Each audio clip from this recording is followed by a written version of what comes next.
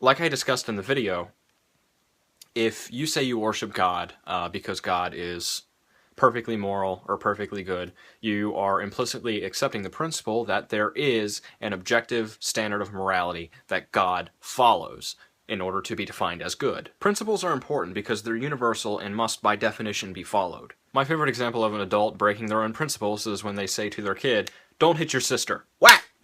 The principle that the parent in that case is putting forward is that hitting is wrong, but then that principle is completely shattered when they hit their kid. That makes no sense. If a rule exists, it must be followed. So in the case I just gave, the child can accept one of two options.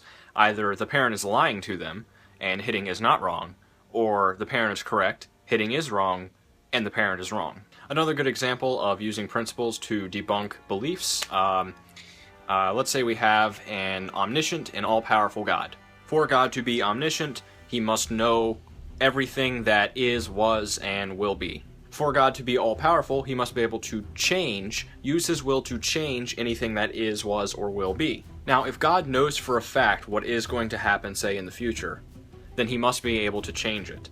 But if he's able to change it at some point during his future, if he's able to change his mind, well, then he doesn't know what's going to happen in the future. But if God cannot change his mind at some point in the near future to change something that happens in the far future, then God isn't all-powerful. This is the problem with the all-powerful, omniscient God. You can't be both. It doesn't work. Now, you can have an omniscient, 99% powerful God, but if we accept both those things as universal principles, they are self-contradictory.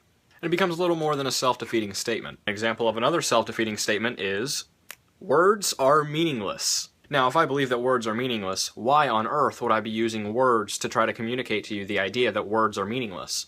By using words to communicate with you, I am implicitly accepting the principle that words do in fact have meaning. So that's a completely self-defeating statement. There are no absolutes. So, sorry guys, this is Logic 101.